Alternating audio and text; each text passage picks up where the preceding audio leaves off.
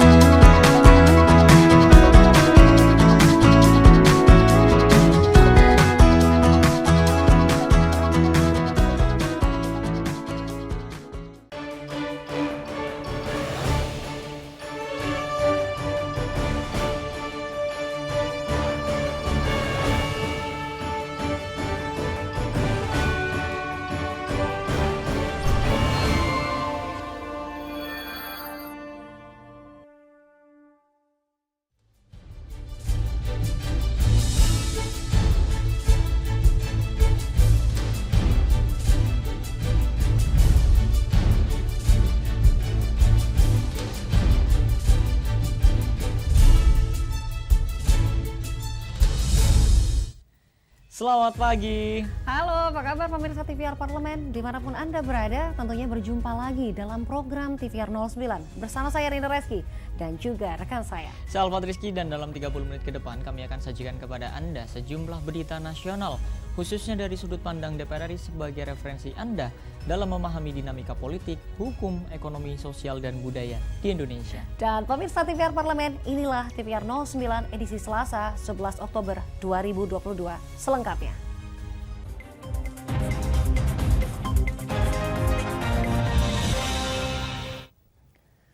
Perhelatan Forum Parlemen Dunia P20 yang digelar DPR RI minggu kemarin tentunya menghasilkan dokumen Chair Summary.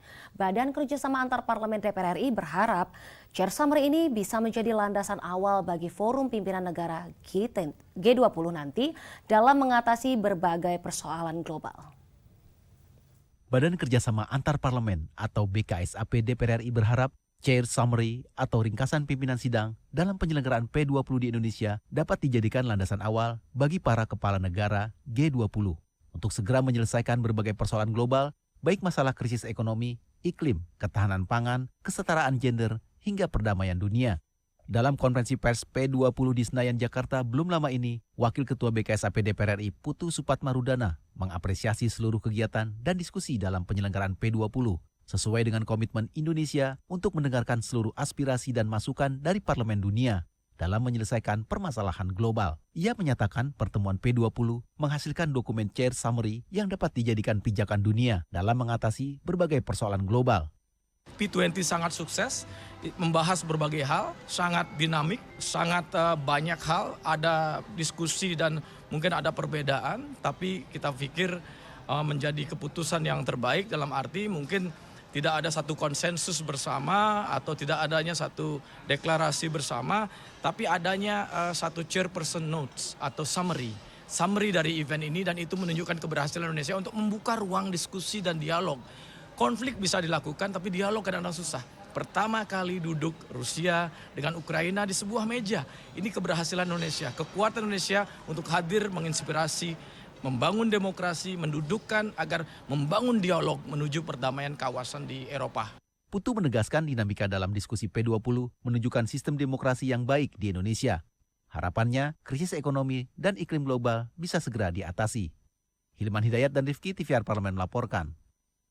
Kita beralih ke informasi selanjutnya pemirsa. Salah satu isu prioritas yang dibahas dalam forum P20 kemarin adalah tentang kesetaraan gender dan pemberdayaan perempuan. Terkait isu tersebut, anggota Badan Kerjasama Antar Parlemen mengatakan keterwakilan perempuan di parlemen haruslah ditingkatkan dan pemberdayaan ekonomi melalui penguatan UMKM perempuan juga perlu didorong. Inklusi sosial, kesetaraan gender, dan pemberdayaan perempuan menjadi salah satu isu prioritas dalam Forum P20 yang diselenggarakan di Gedung DPR RI Senayan, Jakarta. Studi menunjukkan bahwa perlakuan diskriminatif terhadap perempuan telah merugikan ekonomi global hingga 12 triliun US dollar. Anggota Badan Kerjasama Antar Parlemen Putri Anita Komarudin menyebutkan, keterwakilan perempuan di Parlemen Indonesia perlu ditingkatkan, mengingat keterwakilan perempuan di parlemen baru terisi sebanyak 20%. Menurutnya, kendala keterwakilan perempuan dipengaruhi oleh faktor finansial dan faktor sosial. Itu masih menjadi stumbling block dari keterwakilan perempuan. Tapi tentu harapannya dengan banyak keberpihakan yang sekarang ditunjukkan oleh pemerintah dan teman-teman di DPR juga melalui Kaukus Perempuan, kita di masing-masing komisi senantiasa mendorong kebijakan yang sensitif gender untuk anggaran, apalagi yang dipakai untuk meningkatkan kapasitas perempuan di berbagai sektor.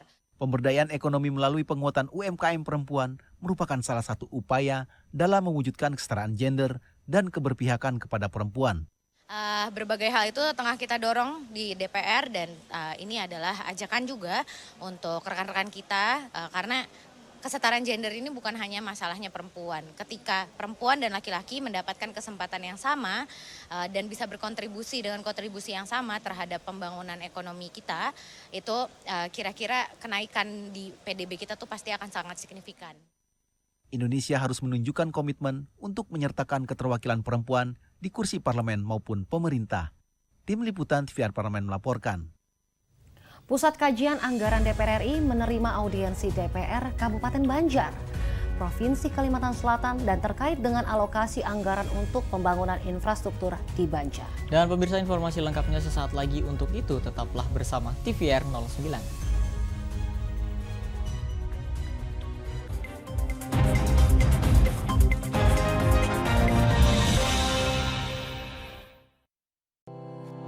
Tugas dan fungsi DPR RI sangat penting bagi negeri ini sebagai pengemban amanat rakyat. Namun tidak banyak yang tahu apa saja fungsi dan tugas dari DPR. DPR mempunyai 3 fungsi pokok, yaitu legislasi, anggaran, dan pengawasan. Ketiga fungsi tersebut harus dilaksanakan dalam kerangka fungsi representasi yang mengedepankan kepentingan rakyat berdasarkan aspirasi masyarakat dan untuk kesejahteraan rakyat.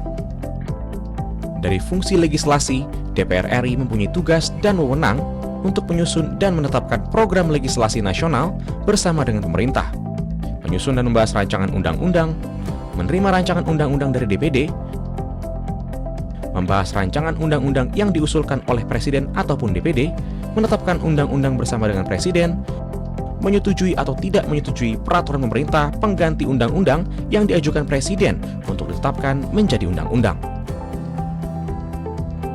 Sementara, fungsi anggaran membahas dan memberikan persetujuan atau tidak memberikan persetujuan terhadap rancangan undang-undang tentang APBN yang diajukan Presiden, memperhatikan pertimbangan DPD atas rancangan undang-undang tentang APBN dan rancangan undang-undang terkait pajak, pendidikan, dan agama, menindaklanjuti hasil pemeriksaan atas pengelolaan dan tanggung jawab keuangan negara yang disampaikan oleh BPK, memberikan persetujuan terhadap pemindahantanganan aset negara maupun terhadap perjanjian yang berdampak luas bagi kehidupan rakyat yang terkait dengan beban keuangan negara. Dan fungsi pengawasan, melakukan pengawasan terhadap pelaksanaan undang-undang, APBN, dan kebijakan pemerintah, membahas dan menindaklanjuti hasil pengawasan yang disampaikan oleh DPD terkait pelaksanaan undang-undang mengenai otonomi daerah, pembentukan, pemekaran, dan penggabungan daerah, pengelolaan sumber daya alam dan sumber daya ekonomi lainnya, pelaksanaan APBN, pajak, pendidikan, dan agama.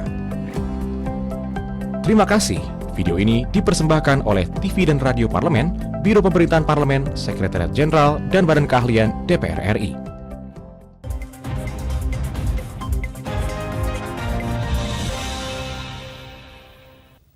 Kembali pemirsa di TVR 09. Pemirsa, Pusat Kajian Anggaran DPR RI akan mengkaji lebih lanjut terkait pembiayaan pembangunan infrastruktur di Kabupaten Banjar, Provinsi Kalimantan Selatan. Tentunya pemirsa, hal ini dilakukan agar pembangunan di Kabupaten Banjar menjadi proyek strategis nasional, mengingat kondisi geografis yang cukup berat dengan didominasi pegunungan dan rawa. Pusat Kajian Anggaran DPR RI menerima audiensi DPRD Kabupaten Banjar. untuk membahas alur penganggaran, dana alokasi khusus, dan dana alokasi umum pembangunan di Kabupaten Banjar. DPRD Kabupaten Banjar menyampaikan kondisi terkini terkait dengan pembangunan yang saat ini masih menjadi tantangan berat, utamanya dari segi infrastruktur yang mengalami hambatan akibat kondisi geografis Kabupaten Banjar yang didominasi oleh pegunungan dan rawa. Analis anggaran pendapatan dan belanja negara ahli muda, Robi Alexander mengatakan, Pusat Kajian Anggaran akan mengkaji lebih lanjut terkait dengan pembangunan di Kabupaten Banjar agar menjadi proyek strategis nasional, mengingat daerah timur Indonesia seperti Kabupaten Banjar menghadapi tantangan pembangunan yang cukup berat.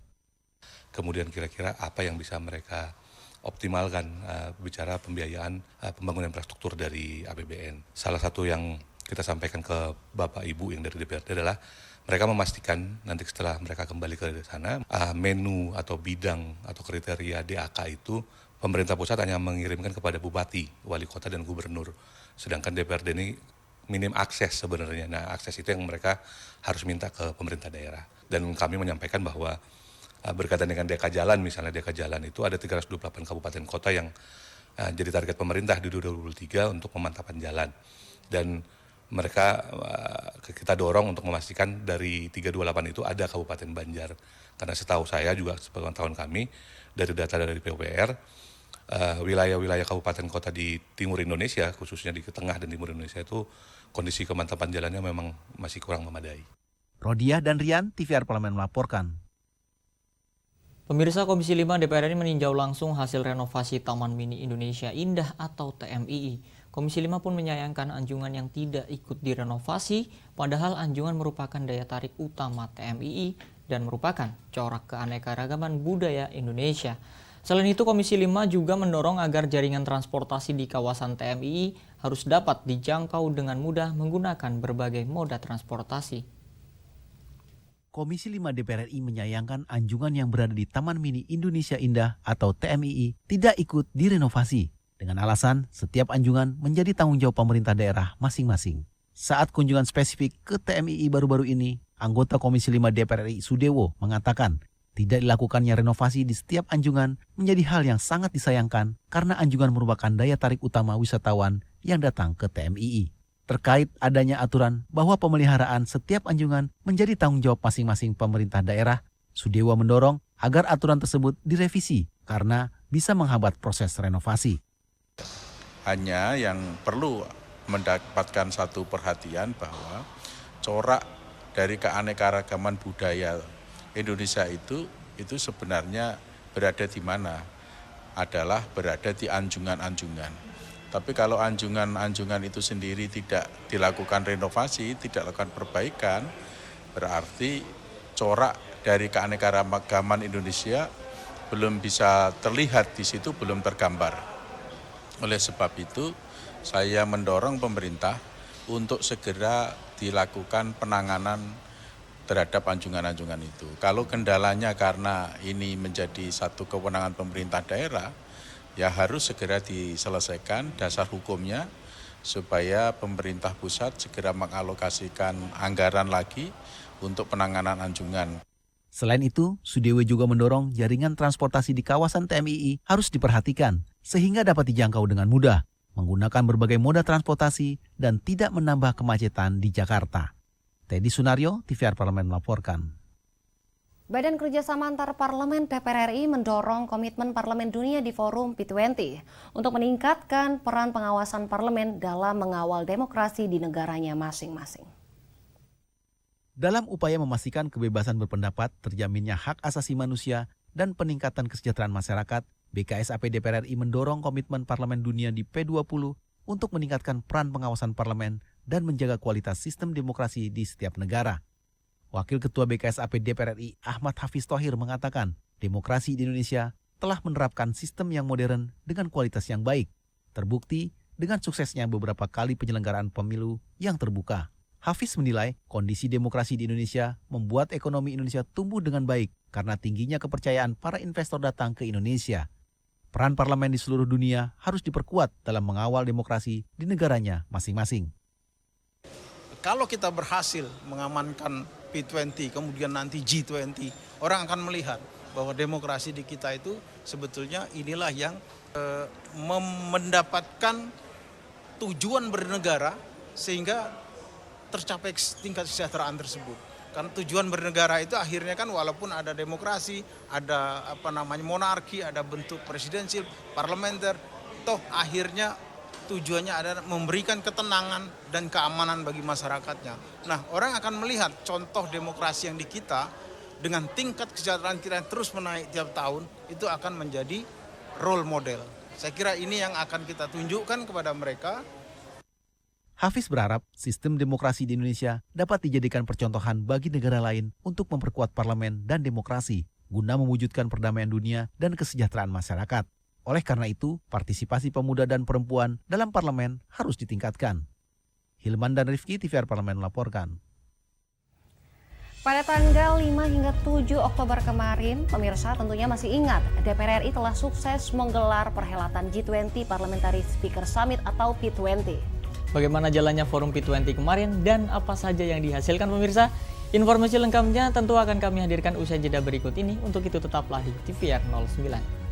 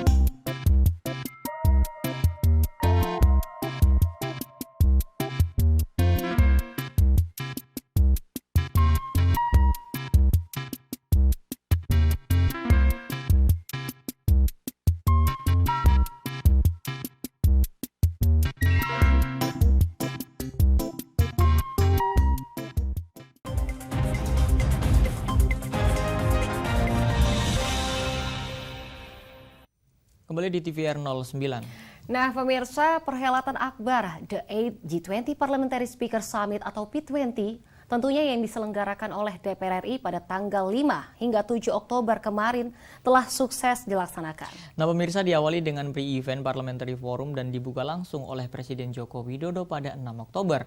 Forum P20 mengusung 4 isu prioritas yang merupakan permasalahan yang tengah dihadapi dunia saat ini. Tentunya pemirsa, selain 4 sesi sidang yang membahas isu-isu global, di sini DPR RI juga melakukan pertemuan bilateral dengan sejumlah pimpinan parlemen dari negara partisipan P20.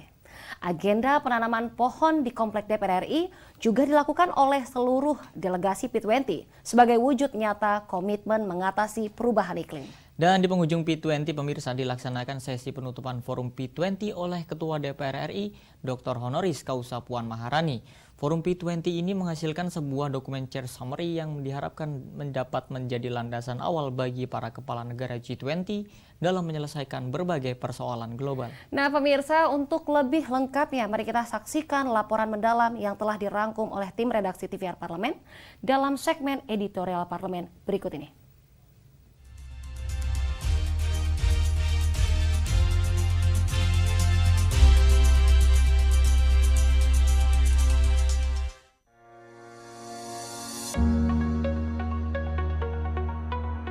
Pada 5 hingga 7 Oktober 2022, DPR RI menjadi tuan rumah penyelenggaraan The 8th G20 Parliamentary Speaker Summit atau P20 Summit mengusung tema Stronger Parliament for Sustainable Recovery yang mengangkat 4 isu utama. Selain dihadiri parlemen-parlemen G20, P20 Summit dihadiri 12 negara undangan dan 5 organisasi internasional.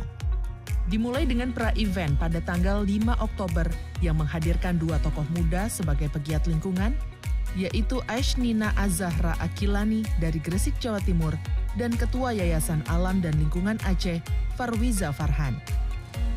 Hadir juga sebagai pembicara Ketua DPR RI Dr. Honoris Causa Puan Maharani, Menko Perekonomian Erlangga Hartanto, dan Ketua Badan Kerjasama Antarparlemen DPR RI Fadlizon. P20 Summit dibuka secara langsung pada 6 Oktober 2022 oleh Presiden Republik Indonesia Joko Widodo, didampingi Ketua DPR RI Puan Maharani dan Presiden Interparliamentary Union Duarte Pacheco. Presiden Republik Indonesia Joko Widodo menyatakan kerjasama antar negara termasuk parlemen sangat dibutuhkan. Untuk itu, Forum P20 menjadi optimisme baru bagi dunia yang menunjukkan kekuatan dan dukungan politik dalam menghadapi tantangan global. Karena itu saya berharap forum ini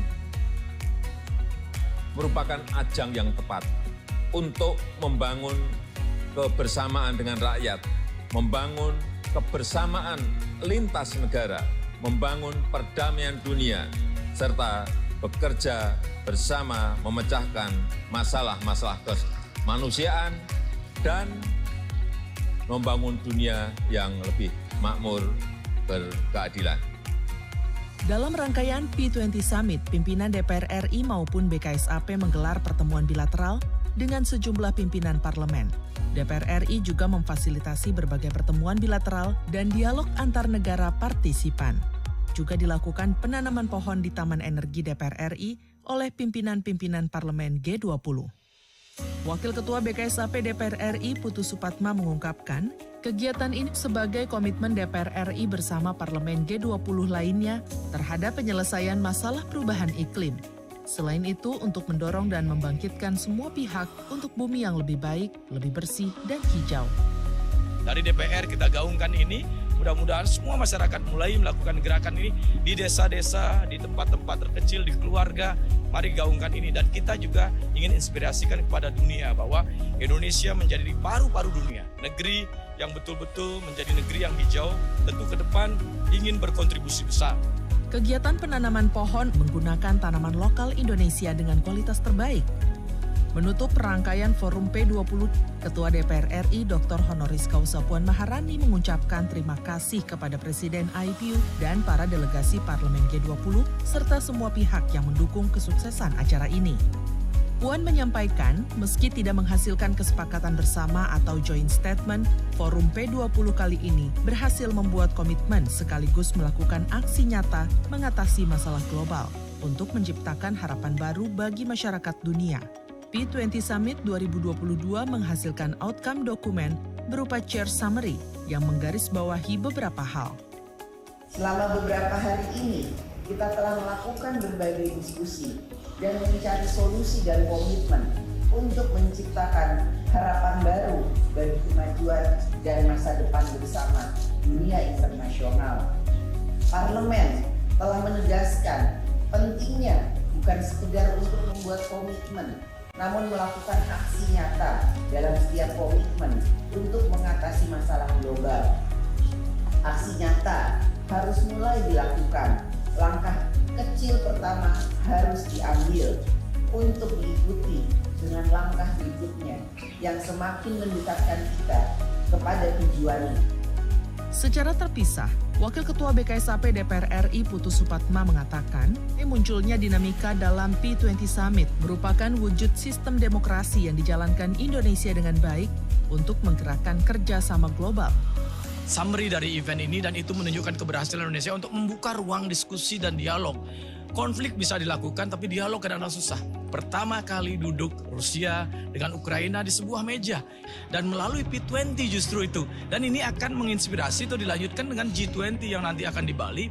DPR RI berharap hasil P20 Summit menjadi rujukan bagi parlemen-parlemen G20 dalam menyusun legislasi, sekaligus menjadi rujukan KTT G20 di Bali. Selanjutnya, presidensi P20 akan dipegang Parlemen India. Tim Liputan TVR Parlemen melaporkan.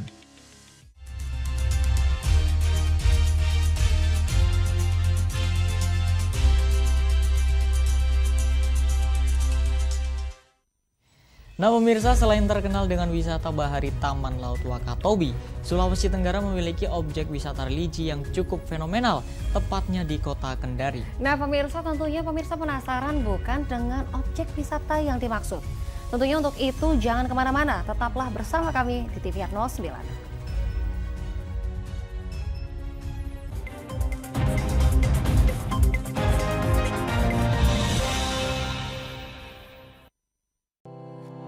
Tugas dan fungsi DPR RI sangat penting bagi negeri ini sebagai pengemban amanat rakyat. Namun tidak banyak yang tahu apa saja fungsi dan tugas dari DPR.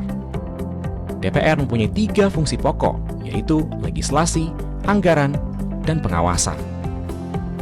Ketiga fungsi tersebut harus dilaksanakan dalam kerangka fungsi representasi yang mengedepankan kepentingan rakyat berdasarkan aspirasi masyarakat dan untuk kesejahteraan rakyat.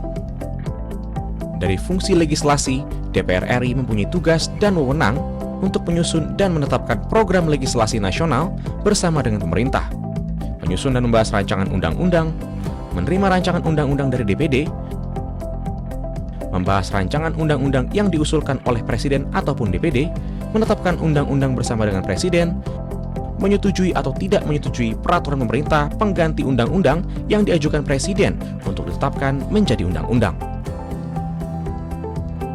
Sementara, fungsi anggaran membahas dan memberikan persetujuan atau tidak memberikan persetujuan terhadap rancangan undang-undang tentang APBN yang diajukan Presiden, memperhatikan pertimbangan DPD atas rancangan undang-undang tentang APBN dan rancangan undang-undang terkait pajak, pendidikan, dan agama, menindaklanjuti hasil pemeriksaan atas pengelolaan dan tanggung jawab keuangan negara yang disampaikan oleh BPK, memberikan persetujuan terhadap pemindahantanganan aset negara maupun terhadap perjanjian yang berdampak luas bagi kehidupan rakyat yang terkait dengan beban keuangan negara. Dan fungsi pengawasan, melakukan pengawasan terhadap pelaksanaan undang-undang, APBN, dan kebijakan pemerintah, membahas dan menindaklanjuti hasil pengawasan yang disampaikan oleh DPD terkait pelaksanaan undang-undang mengenai otonomi daerah, pembentukan, pemekaran, dan penggabungan daerah, pengelolaan sumber daya alam dan sumber daya ekonomi lainnya, pelaksanaan APBN, pajak, pendidikan, dan agama. Terima kasih. Video ini dipersembahkan oleh TV dan Radio Parlemen, Biro Pemerintahan Parlemen, Sekretariat Jenderal, dan Badan Keahlian DPR RI.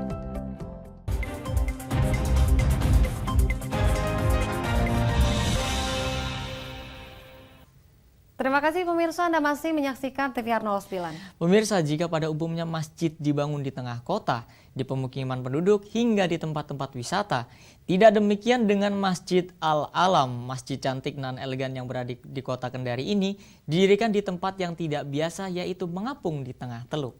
Nah pemirsa, tentunya maka tidak heran jika Masjid Al-Alam menjadi ikon wisata religi di kota Kendari. Tentunya selalu dikunjungi oleh masyarakat dari berbagai daerah, baik dari dalam maupun dari kota, luar kota maksud kami, luar kota Kendari. Berikut ini liputan lengkap mengenai Masjid Al-Alam Kendari dalam segmen Intips, Informasi dan Tips.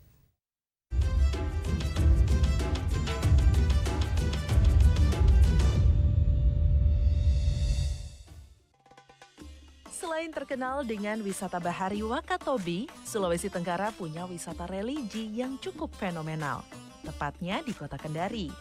Kalau pemirsa sedang berada di kota ini, rasanya kurang lengkap jika tidak mengunjungi Masjid Al-Alam. Berada di perairan Teluk Kendari, membuat masjid ini mempunyai julukan unik tersendiri. Masyarakat setempat biasa menyebutnya Masjid Terapung. Selain lokasinya yang anti-mainstream, masih banyak hal unik dan menarik yang dimiliki Masjid Al-Alam. Kita ulas satu-satu yuk. Ikon wisata religi yang dijuluki sebagai Masjid Terapung ini digagas idenya serta mulai dibangun sejak tahun 2010 silam. Tepatnya pada masa kepemimpinan dari Gubernur Sulawesi Tenggara pada saat itu, Nur Alam. Masjid ini dirancang oleh arsitek asal Sulawesi Selatan bernama Mursyid Mustafa. Total anggaran pembangunan yang dihabiskan sebesar 200 miliar rupiah. Masjid ini kemudian diresmikan pada tahun 2018. Selain didesain menjadi lokasi ibadah, Masjid Al-Alam juga terus dikembangkan sebagai spot wisata religi di Kota Kendari. Pengunjung dibuat nyaman untuk menikmati suasana Teluk Kendari dari lokasi masjid berdiri. Posisi Masjid Al-Alam di tengah Teluk Kendari bisa disejajarkan dengan Masjid Al-Rahmah di Jeddah atau Masjid Malaka di Malaysia. Kemegahannya juga bisa disamakan dengan Masjid Sultan Omar Ali Saifuddin, Brunei Darussalam, atau Masjid Bandaraya Kinabalu, Malaysia, yang sama-sama berdiri di atas permukaan laut. Mengunjungi Masjid Al-Alam Kendari, selain untuk bertujuan ibadah, keindahan arsitekturnya juga kerap diabadikan dalam fotografi. Masjid dengan luas 12.692 meter persegi ini terbagi menjadi bangunan utama masjid, plaza tertutup, dan plaza terbuka. Para pemburu foto kerap menjadikan lokasi ini sebagai salah satu tempat favorit mereka untuk mengabadikan momen berharga. Alhamdulillah saya sudah kedua kali ini ke Masjid Al-Alam. Ini alhamdulillahnya bisa sholat Jumat di sini untuk hari ini. Alhamdulillah luar biasa untuk hari ini. Makanya saya sengaja sholat Jumat di sini untuk menyaksikan secara langsung Jumatan di sini, dan memang luar biasa sekali masjidnya. Di dalam dan jamaahnya pun luar biasa. Alamat lengkap dari Masjid Al-Alam Kendari berada di Desa Lalolara, Kecamatan Kambu, Kota Kendari, Provinsi Sulawesi Tenggara. Mengunjungi Masjid Al-Alam cocok bagi pemirsa yang ingin melepas penat karena sibuk bekerja dan berbagai urusan dunia. Sambil memperdalam ilmu agama, pemirsa juga dapat merasakan sensasi beribadah di tengah-tengah teluk yang indah dan cantik. Sampai jumpa di episode berikutnya.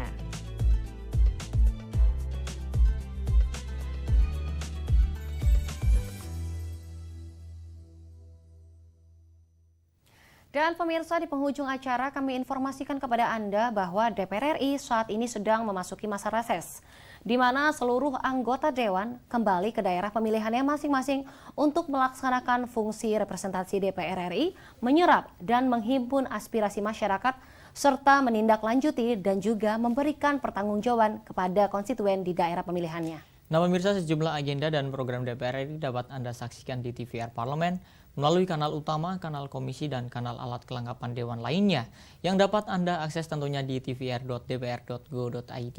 Dan pemirsa TVR Parlemen, demikian TVR 09 edisi pagi hari ini. Kami ingatkan pemirsa untuk tetap waspada pada persebaran virus COVID-19 karena COVID-19 belum selesai, dan tetap patuhi protokol kesehatan. Segenap kru TVR Parlemen yang bertugas mengucapkan terima kasih telah menyaksikan TVR 09 pagi ini. Saya Alfat Rizky dan rekan saya Rini Reski. Sampai jumpa di TVR 09 esok hari. TVR Parlemen, Referensi Indonesia.